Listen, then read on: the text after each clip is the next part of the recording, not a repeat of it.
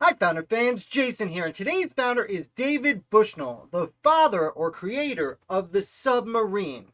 He also did many other explosive things, as we're about to discuss. So, David Bushnell was a farmer in Connecticut when his father passed away, and David and his brother Ezra were both left half of their father's farm.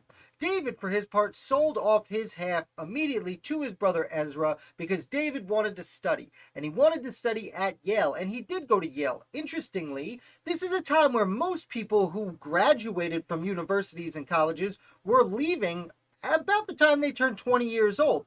David, however, signed up and started at Yale at 31 years old, making him much older than most of his contemporaries, who affectionately called him the old man, because for the time and place, he was very much the old man in the classroom. Now, he graduates in 1775, which you will recognize is just about the time the Revolutionary War is breaking out.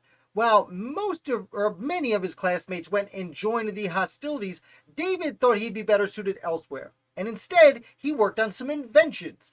The first of which was not the submarine, but an explosive that could explode underwater. Now, this had been tried and toyed around with around the world for a very long time, and Bushnell really seems to be the first person to be able to successfully repeat this process and have underwater mines that could explode.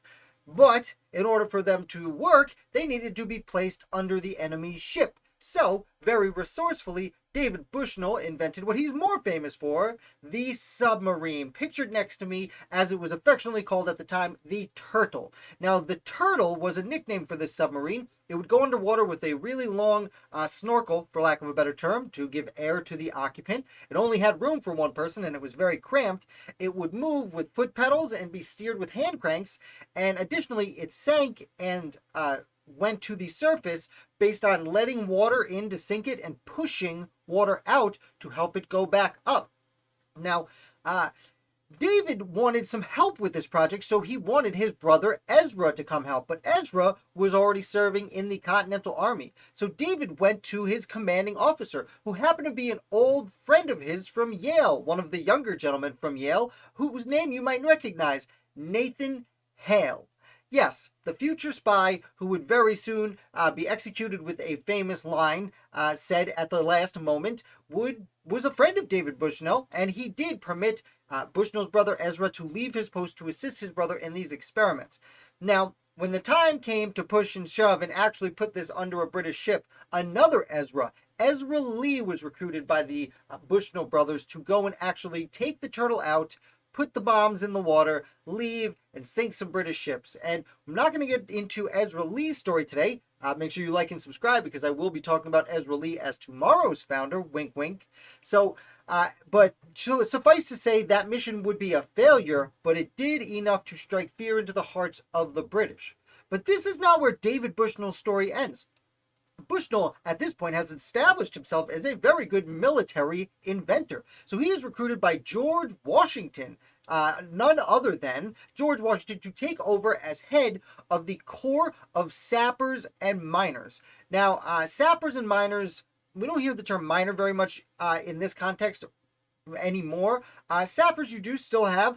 Generally, sappers deal with explosives, either targeting enemies with explosives or setting up defenses and fortifications from explosives. Miners also were used to put mines around, and the corps of sappers and miners, overseen by David Bushnell, ended up putting mines in the water throughout the war. They're most notable for one particular attempt. They attempt to blow up several ships, and they don't really do a great job. But there's one thing that later gets his, how do you say, put in the annals of history with a poem from none other than Francis Hopkinson, a signer of the Declaration of Independence, would years later write a poem about the Battle of the Kegs. Bushnell didn't necessarily oversee the battle, but he did see the construction of these kegs, which were essentially water mines. They were kegs about the size of alcohol kegs, filled with explosives, put in the Delaware River, floated down the Delaware River safely away from the Americans, where they hoped it would bump into some British ships and blow them up. Unfortunately, this didn't work. It was wintertime and the British had already parked their ships so that ice floating down the river wouldn't damage them, and therefore the kegs floating down the river also didn't damage them. In fact, the only two casualties, sadly, were two young boys who were curious about these fancy kegs in the water and went to explore them to their untimely demise. Now, Bushnell sticks with the Continental Army until the end of the war, the entirety of the hostilities. He is at Yorktown, though it seems that his participation was fairly small at that particular juncture. And then he returns to Connecticut for just a bit. But then his life gets a little mysterious. He suddenly decides to go to France out of nowhere, up in leaves. And for the next 15 years, he's in Europe, allegedly, but there's no documentation of his time there. And he doesn't reemerge till 15 years later, where suddenly he's found living under an assumed name in Georgia. The reasons for this are extremely murky, and there is very little discussion as to why he took on an assumed name, what he was doing in Europe. You would think he's inventing something, but when he is found out in Georgia, he lives there for a while teaching school, as a school teacher in Georgia, of all places, until he dies a few decades later in his 80s.